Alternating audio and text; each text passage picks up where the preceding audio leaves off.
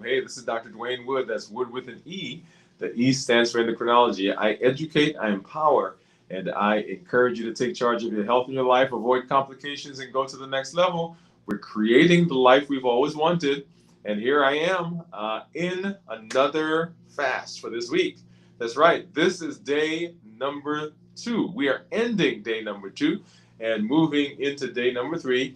As you see, I'm in a different space right now. I'm usually in the other part of the office.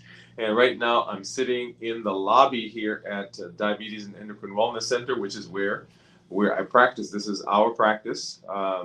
And I am sitting in the lobby. One of the important things for us this week is that my schedule has changed a little bit. And so we're doing things a little differently. We're still doing our check-in. We started our fast a day early. So this is now the end of the second day. Normally, this is actually the end of the first day. So if you've been watching us, if you've been hanging out with us, don't get confused. We are still fasting, but this is the end of our second day. And for those of you who did a fast on the first day, kudos to you. Congratulations. Those of you who did a fast on the second day, and this is now your second day. This is the end of your fast. I congratulate you. And then, of course, those who have not fasted yet, who are going to start now and get into our fast coming up over the next 24 hours, kudos to you. If you're joining us from any of the platforms, we should be on LinkedIn, we should be on Twitch, we should be on Facebook, and of course here on YouTube. Welcome. And if you are joining us because you've seen our content in other spaces, welcome to you as well. One of the things that I'm always excited about is this idea of having limitless living expand in our lives. Remember, limitless living says that we are not allowing anything to prevent us from doing what we need to do. We are presenting our best selves, our best health, and our best plans for our lives. And that can be expanded, that can transcend so many different spaces. Here, of course, we're talking about how this affects our health, and in particular, we're talking about our metabolic health. And so as we are in this space, that's what we're doing. That's what we're talking about. We'll jump into that here in just a little while. Let me go ahead. I think I see, yeah, and I think I see some of our community members out there. I see Cornelia. And Cornelia, hey, Cornelia, thank you for coming through and hanging out with us. We are in this right now. I'm in the lobby here at Diabetes and Endocrine Wellness Center, which is our practice here in Huntsville. So glad that we are able to come hang out with you. So let's hop into it. Let's talk about what it means and what we're doing, why we're doing the things that we're doing. At some point, maybe I'll do a tour. Maybe not today, but we'll do a kind of walk through around the different parts of the office, so you guys get to see where I hang out on a daily basis. Well, metabolism is the function that the body goes through where it converts your food to energy, right? That is the function. That is metabolism. That's what it's called. And anytime there is dysfunction along that metabolic space, that metabolic spectrum, then we run into problems which show up in the form of chronic disease, chronic metabolic diseases, like high blood pressure, high cholesterol, fatty liver, obesity, predisposing us to heart disease and strokes and peripheral artery disease, and on and on and on. And even some cancers have been linked to this metabolic space. And so it is a huge problem. It is a huge issue that we talk about. And the reason I want to give those numbers or give that concept is that we for so long talked about metabolic diseases, right? We talk about diabetes and high blood pressure and pre-diabetes and cholesterol, and we talk about them in isolation from each other. And my push is really for everyone to kind of understand that they are simply spectrums along the process. That the ultimate expression, of course, is the one everybody knows, and that is diabetes. So diabetes is the prototypic metabolic disease. It is the full-blown dysfunction in the metabolic space. But all of the other diseases are simply spectrums along that process. So one of the phrases that we talk about often, and it is this idea of pre-diabetes. And I'm gonna pick on pre-diabetes for a minute.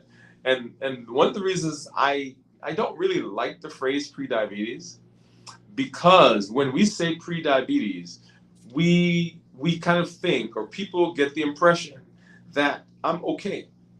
I'm not diabetic, but I'm okay. My blood sugars are not out of control. I'm okay.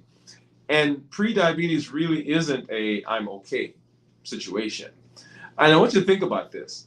When we diagnose someone who has diabetes, their A1C is 6.7, right? Somebody comes in, their A1C 6.7. We say, hey, you're diabetic. When we see someone who has an A1C of 5.7, we say, hey, you're pre-diabetic. Well, let's back that down. And we say someone whose A1C is 5.7 considered pre-diabetic. Well, a 5.69 is not pre-diabetic. And a 6.69 is not diabetic. So we're talking about just minute differences in those numbers. And when we talk about pre-diabetes, when we talk about diabetes, if we say to someone they're not diabetic, then, or they're pre-diabetic, then they kind of sigh, they get a sigh of self of relief, like, okay, I'm not diabetic. And so they go off, and really it does not rise to the level of concern in their minds because they're pre-diabetic, they're not diabetic. But the same things that are going on in the body when we talk about someone who has diabetes, those same processes are in play in pre-diabetes, in someone who has hyperinsulinemia, someone who's obese, someone who suffers from metabolic syndrome, someone who has polycystic ovarian syndrome. So the same processes are going on. It's just that they have not reached the level where we see blood sugars that are elevated yet. When we diagnose someone with diabetes, the statistics say, and the numbers say, the studies show that that person has had blood sugars that, or they've had dysfunction within their metabolic system for at least 5 to 10 years. I want that to sink in. So when someone is having a blood sugar, or when someone is diagnosed with diabetes, if we follow them backwards, we can see dysfunction in their numbers dating back 10 years. And so for 10 years, they've been smoldering, and the body's been doing a job, and his body's been getting things done. But the damage that comes from that hyperinsulinemia is still there, and it's been going on for 10 years. So simply saying that you're pre-diabetic does not take you out of the woods. What it really should do is it should set off a signal or a cascade of things that we do as we are moving to correct diabetes, prevent diabetes, correct pre-diabetes, and all the other things that are there. Okay. So that's the idea. And so in order to do that, in order to right the metabolism, get the metabolism right, get it back functioning, and there's this word homeostasis that we talk about, that is getting everything back to same, back to normal, back to baseline. We want to know, what do we do to improve that process? And the Limitless Living Health Action Plan is a blueprint that says, if I follow what this says, then the product that I end up with looks like what I expected it to be, looks like what everybody says I should have, looks like what it looks like when I have metabolism that is better, that's corrected, that is back in a functional way. So that is the Health Action Plan. It is a set of checklists that says, if I go through this list, if I follow the things and I'm able to check these off, okay, this is good, this is good, this is good, this is good, then when I finish that, my chances of arriving at my destination, good metabolism, righted metabolism, my chances are better. It's kind of like when you get on the airplane and you see the pilot comes in and they're going through and they're checking the list. They're checking to make sure that all the things are in place so that when we take off, our chances of arriving at our destination go up. We have a better chance of getting there if we go through the checklist. It's also a set of guidelines or a set of guardrails. And the guardrails are there so that if we bump into it, we know, okay, we're off course and we kind of come back in space. And then one of the things that we developed right here in Dwain Woode MD Live was this concept of safety. Sometimes when we see guardrails, we think the guardrails are there to inhibit us. They're there to keep us in, to corral us. They're there to stop us from doing the things we want to do. And guardrails are there for safety. It's kind of like the railing on the stairs. You're going up the stairs, you hold on to the rail. It's kind of like when I'm in New York. And I remember being in New York when I was growing up, and we'd go to the Empire State Building. We'd go to up in the Statue of Liberty. Anyways, lots of different places. And so when you went up there were guardrails, not to prevent me from doing stuff, but to keep me safe. And so the Limitless Living Health Action Plan serves all of those functions. And a component of that is fasting. It's one of the 7 pillars that we walk through. So walking, fasting, strength training, balance bites, how we feel the body, rest and restoration, mindset mastery, and strategy and planning. So those are the 7 pillars. And so if you are walking through those pillars, then we get to where we need to go. And as part of that,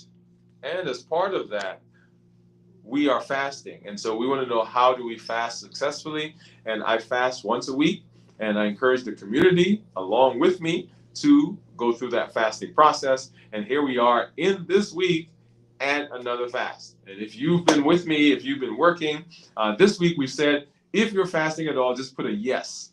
Right? Normally we say put a 1 for day 1, 2 for day 2, 3 for day 3, and a T if you're doing the total fast. But this week, if you're doing any fasting at all, I want you to put yes, right? Put yes in the fasting. If you've been kind of around fasting, if you've been thinking about fasting, if you've been interested in fasting, if you're wanting to do fasting later on, then I want you to put considering. Or consider. Just the word consider, right? Put the word consider in the chat. And of course, if you're fasting, any form of fasting this week, just go ahead and put a yes. We started our fast a day early on Monday because we've got some scheduled things that are going on the rest of this week. And so because I fast, and I know that my fast was going to overlap with some things that we have going on later this week, I started the fast early. Now, let's pause there for a second. And let's talk about that. Notice what I said. I fast once a week. I don't think about fasting. I don't plan to fast. I fast. That is a thing that I do. It is no longer a thing that I'm trying to do. It is no longer a thing that I'm considering doing. It's no longer a thing that I want to do. It's no longer a thing that I'm investigating doing. It is something that I do because it is a part of me. And so when things happen around me, when schedules change, when I've got new things that I've got to do, when I've got to be out of pocket, there still is not a consideration of not fasting. I'm going on vacation. I'm going on a trip. I'm going to another city. I am going to be traveling. It doesn't matter because I fast once a week. And the concept of limitless living is not to be interpreted as okay, I'm going to do this weird thing. I'm going to do this strange thing. I'm going to do this abnormal thing. And when that thing is done, I get back to my normal life. What we want to do is we want to install this new system into our lives. It is the thing that now runs who we are. It is the thing that runs our days. It is the thing that runs our nights. It's the thing that runs our conversations. It's the thing that is the driving force behind everything that we do. So my schedule changes, and okay, where does fasting fit? My situation, my position, my location changes. Where does this fit? That's the idea, that I am someone who fasts. And so as we were thinking about this week, okay, what do we do so that I get my fasting in? So we started a day early. So we started on Monday, Monday to Tuesday, Tuesday to Wednesday, and of course Wednesday to Thursday. Tomorrow we'll be ending, that fast as we do our 72 hours. And so, how do you fast successfully? So everyone should be able to fast for at least a 24-hour period. This is barring any compelling medical reason why you shouldn't fast. And even the people who there is a reason why they have to be cautious, they can talk with their healthcare provider and come up with a plan for how they can fast. Okay, so the people that I usually put in that list: pregnant women, nursing mothers, anybody who's had an eating disorder, and people who have had who've been told in the past, hey, you've got to take this medication or this procedure with food. And so what you want to do with your healthcare provider is figure out, okay, what do we need to do so that I can fast? Okay, because fasting is an amazing process. And Cornelia says that she's going to be fasting this week. And Cornelia, tell us what your plan is for this week, right? So if you're fasting, you said yes. Put what your plan is. It could be a simple thing, like 24 hours, 36 hours, 72 hours, 100 hours, whatever the number of hours. You can put 16/8, or was it 16/8? Yeah, 16/8 or 18/4, whatever the fasting is. So drop that in the comments for anyone that's out there. All right, so that is the fasting process. So that was the first point, that I'm fasting. And when I thought about the week, it wasn't okay. Am I fasting this week? It was like, okay, I fast once a week. So where do I put that? Now, here's the other component of that. I do a 72-hour fast, which is 3 days essentially, right? No, that's not essentially. It's 3 days. So I fast once a week. That does not say that I had to do a 72-hour fast this week. I could have chosen to do a shorter fast. That is still in keeping with the plan, because my plan is to fast. I fast once a week. I fast once a week. So that doesn't say I have to fast 72 hours this week. I was 48 hours this week. I could have done a 24-hour fast this week. So your fasting has to be flexible. It has to work into your concept of fasting. And so I fast because I am working on righting my metabolism, working on improving my metabolic health, working on reversing pre-diabetes and diabetes. I'm fasting because I'm interested in lowering my weight. I'm fasting because I'm interested in boosting my immunity, decreasing my inflammation. I'm fasting because it helps me in my relationships. I'm fasting because it helps me in my thought process. My brain makes better connections when I'm fasting. I fast because I'm interested in getting better sleep. I want you to hear all the things I just said, which are benefits of fasting. So when we talk about fasting, we talk about, of course, the metabolic space and the things that happen in terms of metabolism, but there are so many other things that happen. And so I see Cornelia says there, she says that this week I'm fasting for 96 hours. 96 hours. Wow, wow, wow. Cornelia, I don't have my noisemakers and my balloons and all that stuff right now, but congratulations to you. Let me see. Do I have anything here that I can put up? No, I don't think I have anything. I gotta get some things I can pop up when you do that. Yeah. But good for you. Once again, as you can see, I'm in a different space. I'm actually in the lobby of my office. I'm usually on the other side of the office when I do these pop-up lives. But I thought I'd come to a different location. As a matter of fact, my team is actually in where I normally do my check-in from, and so I was walking around the office. I was like, okay, where could I go today to do my check-in on my pop-up? And I walked out here. I was like, hey, this is a great place. One of the things I like is, and you'll see here, right? So over my shoulder, that's one of the monitors that is in the lobby. And you'll see there, that's our Dwain Woode MD Live that's playing. I've got a monitor up here, and then a monitor over on the other side that's actually playing our content. And so it's exciting because I love to hear patients who walk in, or even people who are vendors who are coming in, and they ask questions. What is this fasting thing? How does that work? Does that really help? Is it beneficial? Does it, right? So they'll see something that I say, or hear something that I say, or see something on the monitor, and they'll ask questions. And one of the things I love, love, love, love, love is when people begin asking questions, because when they begin asking questions, they are starting to make connections for themselves. Yep, when they start asking questions, they're making connections for themselves. And Cornelia says, "Thank you. You are so welcome, Cornelia. Proud of you as you walk through this space." And here's the beauty of our beauty of community is that we do it together.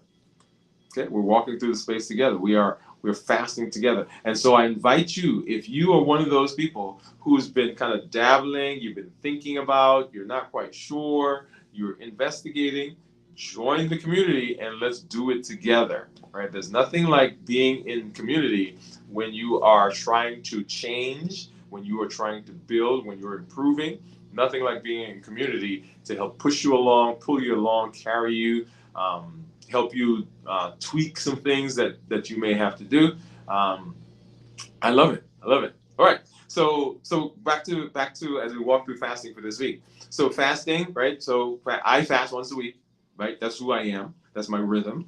I made a decision that I was going to get the entire fast in. So I shifted one day earlier, so 24 hours earlier, and so we are now at the end of our second day, moving into the third day. The other concept that I want to get you listening to is, and if you did not see our fast, or the starting of the fast where we had our last meal, go ahead and um, look at that. That was 2 days ago when we did our first fast. And the reason I want you to look at that is because there are two things that I want you to get. Number one is your default meal. What is my default meal? And this can be a default meal, and I've said a default meal for your last meal of the day before you start fasting, or your default meal for when you start or when you break the fast. But really, that default meal can be the default meal every time. It is simply the default meal. And what does that mean? That means when I am eating and I'm out somewhere, I'm out of pocket, I'm not in my normal space, I'm at a restaurant, I go to somebody's house, or something happens where I have to delay getting to a place where I normally have my meals, where I'm preparing my meals. What am I going to eat? Because it's going to happen. You're going to be on a trip, you're going to be on vacation, you're going to be out of pocket, you're going to be off schedule. And so, what is that meal then that you eat? And so, what is your default meal? And so, when you see that last meal that I ate prior to starting the fast, it was essentially my default meal. It was a salad with some protein. So I had salad and cheese, and go back and watch that episode. So what is the default meal? What is your meal that you're going to do? Because the default meal that you eat is keeping with balanced bites. It's keeping with the idea that I am eating in a way that's consistent with food that's going to improve my metabolic health. Okay, and right behind me there, you'll see that is our fasting check-in that we do on a weekly basis, where we walk through how to prepare for the fast, how to get through the fast, and then how to break the fast. That's what's playing right now behind me. But this concept of the default meal, and as I mentioned, I have been telling you default meal for, what's the last meal before you eat, before you fast? Okay, what's your first meal after you fast? And then, hey, when you're eating on your normal eating window, make sure that you are thinking balanced bites.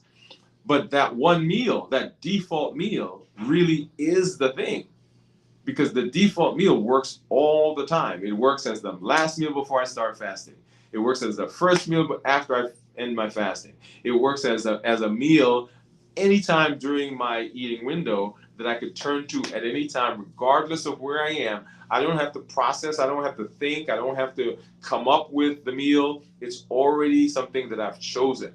Remember, we talked about in the pillars, right? So the pillar that we ended with was our strategy and planning. Strategy and planning. So your desires, your goals, your vision, your success, you don't rise to the level of your vision.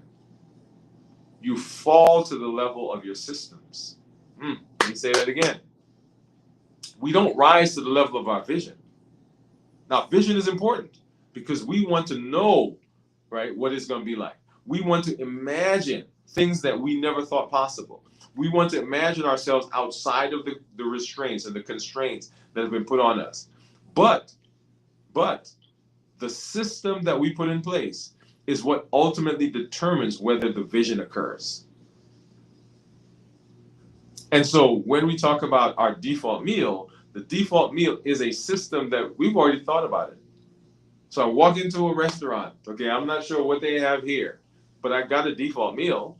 And so, okay, what am I going to order? I'm going to order the components that make up that default meal. I go to somebody's house to visit, and I'm visiting them. There on some special occasion.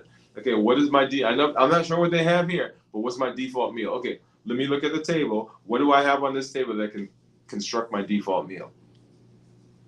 I'm visiting somebody. I'm at the hotel. I just have time to run down to the corner store. Okay, what is my default meal? And I'm creating something as close as possible to that default meal because I don't have to think about it anymore. It's a system that I've put in place.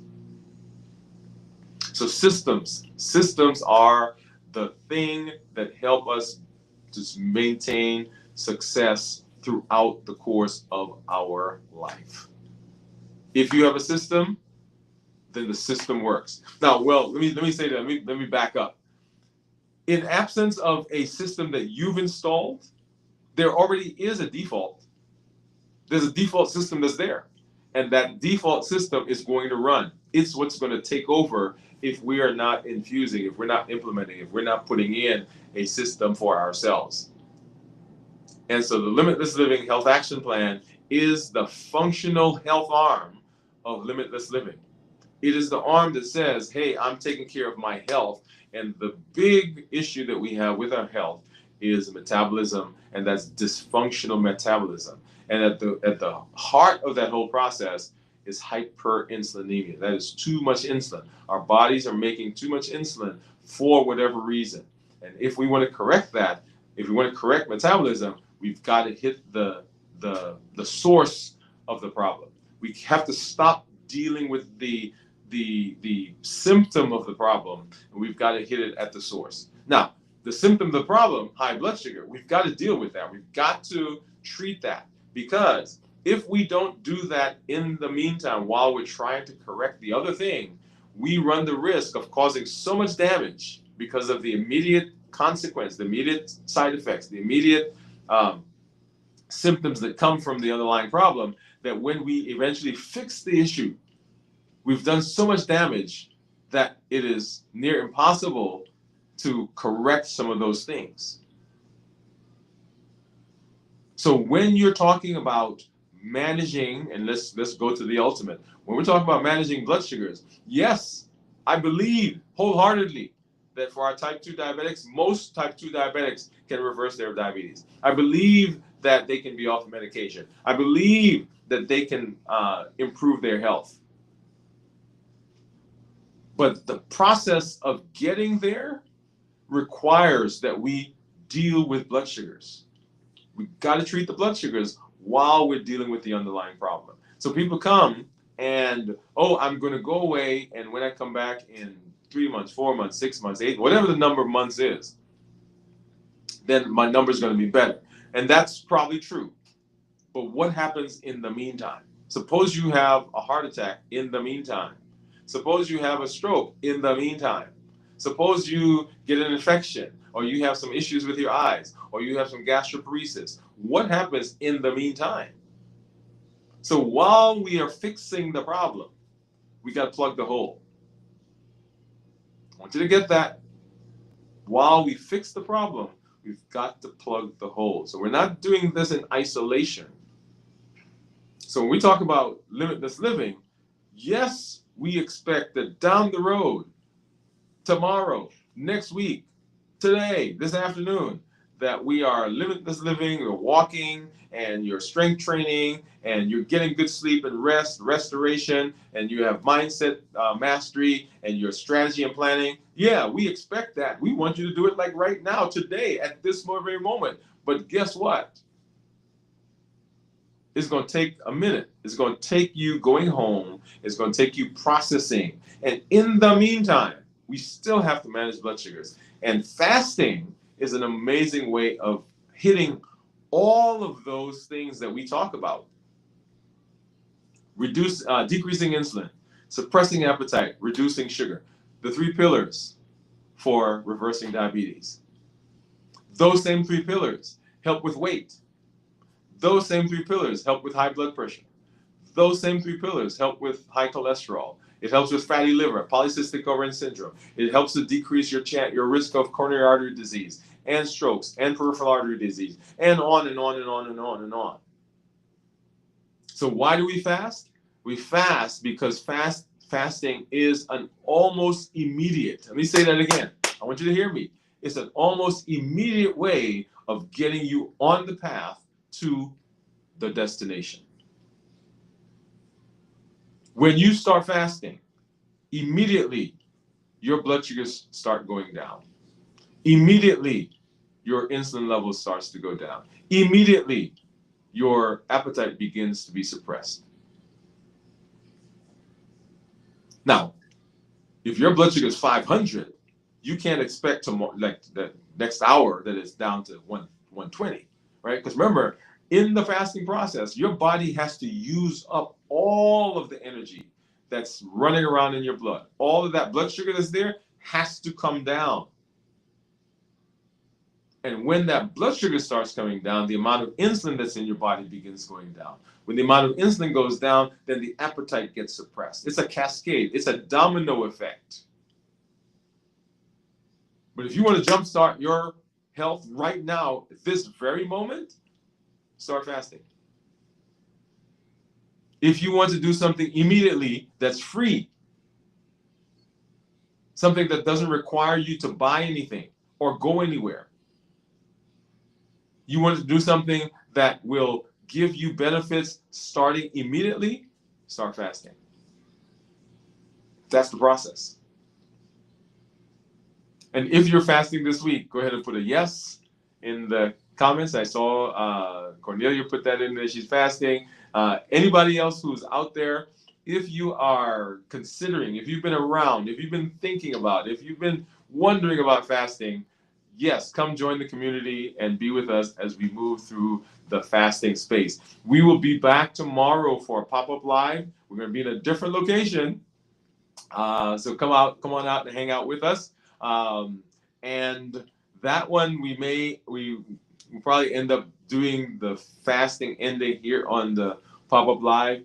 We're out of our normal schedule for this week. We'll have our check-in tonight at 9 p.m. Central on Dwain Woode, MD, right here on the channel. So join us for that as we continue walking through the process, as we continue talking about how do we install into our lives, how do we install a version of our operating system that takes us to our destination. That is our goal. Our goal is to right our metabolism. If we can do that, then those downstream problems that we run into, those all begin improving. Anyway, so like I said, this is Dr. Dwain Woode. I am in a new space. I'm in the lobby here at the Diabetes and Endocrine Wellness Center, which is where I practice. And just wanted to give you a different perspective, a different look, a different location for us. And we look forward to hanging out with you. Remember, Limitless Living says that we are not being constrained by any boundaries. We're not being hindered by any obstacles. We're not being confined by the ideas of other people or even some of the dysfunctional ideas that we have. We are presenting our best self, our best health, and our best plans for our lives. And we are showing up, and we're going to be successful. So go live a limitless life. This is Dr. Dwain Woode. That's Wood with an E. The E stands for endocrinology. Here I educate, I empower, and I encourage you to take charge of your health and your life, avoid complications, and go to the next level. We're creating the life we always wanted, and we are living a limitless life. All right, we'll see you next time. Bye-bye.